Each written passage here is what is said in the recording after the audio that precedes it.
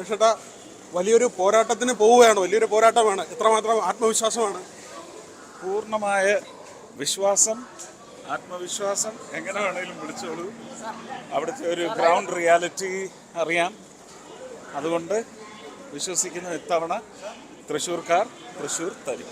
തൃശ്ശൂർക്കാർ വലിയ പ്രതീക്ഷയോടെ കാത്തിരിക്കുന്നു, അങ്ങനെ തന്നെയാണോ മനസ്സിലാക്കുന്നത്? അങ്ങനെ തന്നെയാണ്. പ്രവർത്തനം എങ്ങനെയാണ്? പാർട്ടിയുടെ ഇപ്പോൾ സംഘടനാ പ്രവർത്തനമൊക്കെ ഏത് നിലയ്ക്കാണ് അവിടെ? അല്ല, അവിടെ 2 വർഷമായിട്ട് അവർ ഈ ഇലക്ഷൻ വർക്ക് തുടങ്ങിക്കഴിഞ്ഞു. സ്ഥാനാർത്ഥിയുടെ പേര് വെച്ചല്ല, അല്ലാതെ തന്നെ തുടങ്ങിക്കഴിഞ്ഞു. വലിയൊരു പ്രയോഗമായിരുന്നു തൃശ്ശൂർ എടുക്കുമെന്ന്. അടുത്ത തവണ തിരുവനന്തപുരത്തേക്ക് വരുമ്പോൾ അങ്ങനെ ഒരു സന്തോഷം ഉണ്ടാവുമോ? നോക്കാം, ദൈവം എങ്ങനെ അനുഗ്രഹിക്കുന്നതെന്ന് നോക്കട്ടെ.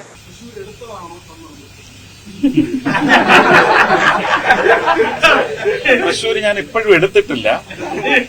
തൃശ്ശൂർ അവരെനിക്ക് തന്നു, അത് എന്റെ ഹൃദയത്തിലേക്ക് വന്നിരിക്കുന്നു. ഇനി ഞാൻ അതെടുത്ത് തലയിൽ വെക്കും.